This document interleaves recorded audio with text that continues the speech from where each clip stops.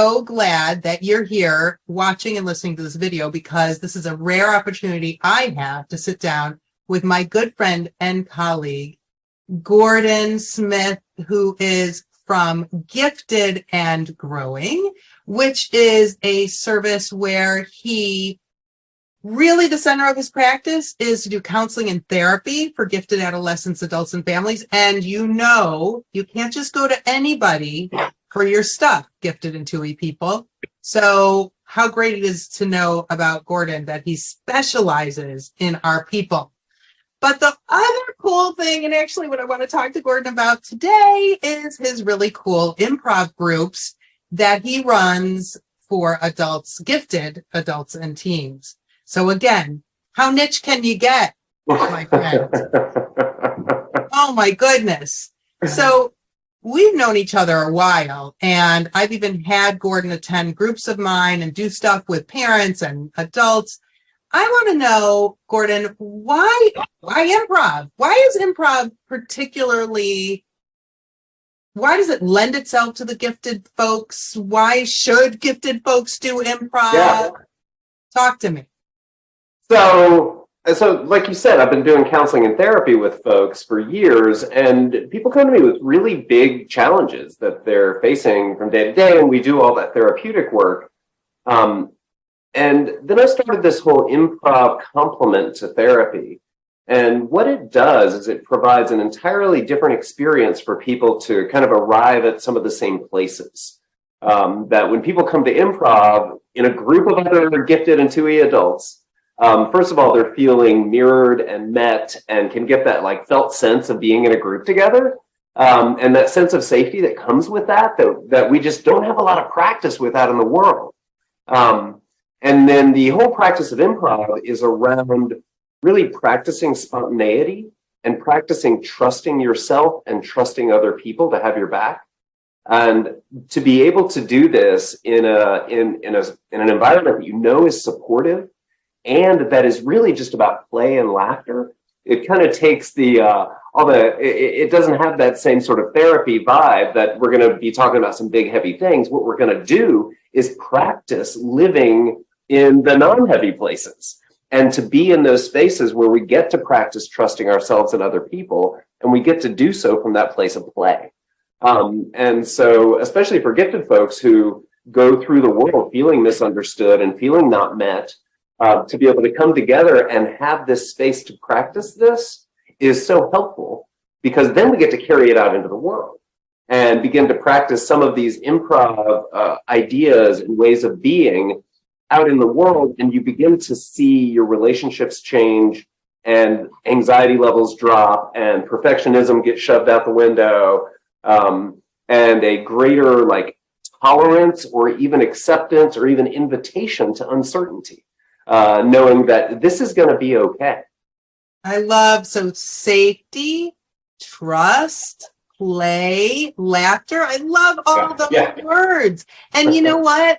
It's so funny because I'm always saying to people, like, people, we are 0.01% of the population, but guess what? You're 100% of the people I see all day long.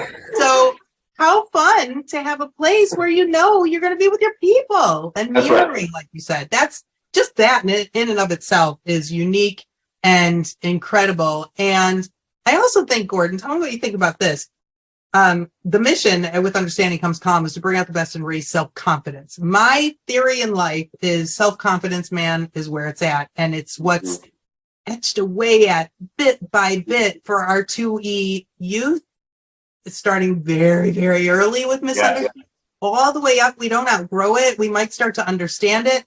But once you can feel okay in your skin, you know, I think I posted today in response to somebody on Facebook, I wrote something like, you know, guess what? When you leave the room, you're still with yourself.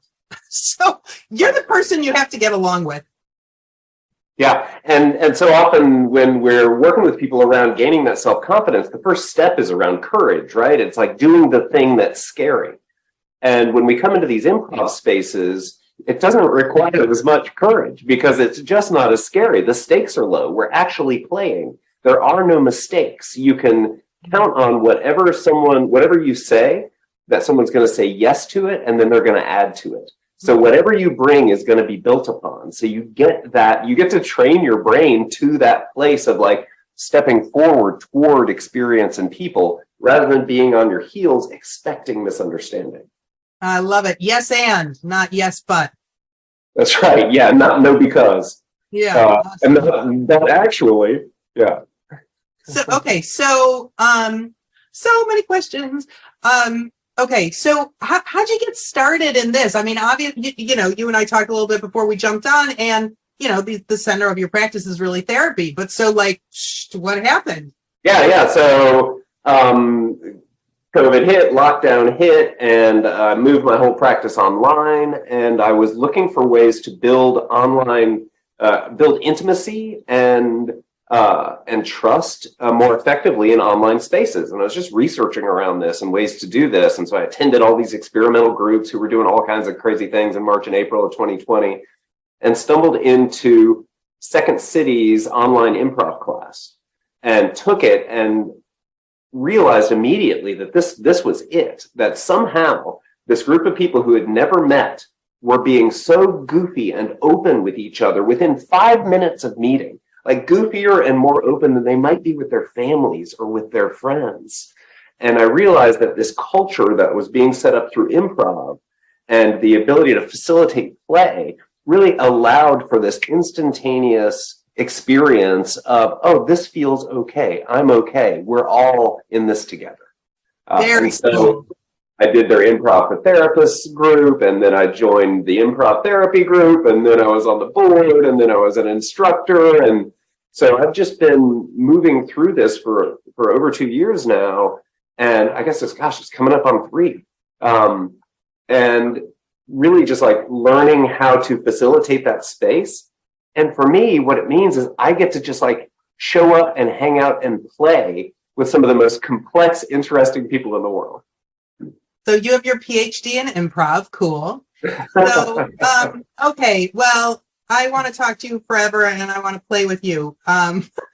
So here's what I want to ask you. Can you tell everybody how they can find out about you? What do you offer? What should they be looking for? Where do they go to learn about you and how they can play with you? Yeah. Well, I've got a couple groups running right now, and they'll wrap up sometime late February. And so the next cycle will begin in mid-March. I'm looking at about March 19th. And I'll have an Improv for Twice Exceptional Teens group going, as well as an... Great. Nobody has anything for 2E teens, so yay you. It's amazing. This group we're running right now, we've got 9 people in it, 8 of whom identify as autistic, and almost all of them identify with like characteristics of ADHD and dyslexia and dyscalculia, and there's all these other sort of flavors in the gumbo, if you know what I mean. And to see these teens, this whole group ended up being ages 12 to 15, and to see them come together and talk about an awkward age, right? This is a tricky age to feel accepted and to have that fear of standing out in the wrong ways. To see all these people show up and choose just to show up as they are and know that they're going to be accepted and what they're carrying back out into the world, it's just magic. That is so cool. That's going to kick back up around March 19th. And then my Improv for Gifted Adults class will start up at the same time. And that is folks from all over the world right now. The current group is from like California to Israel. So you'll find info either at my Facebook page, which is Gordon Smith LPC, or at my website, which is giftedandgrowing.org. Perfect. That is so great. And the self-confidence I'm sure you're giving those teens, they bring it into their day. I mean, so much better than a social skills group. Follow link in description to learn more.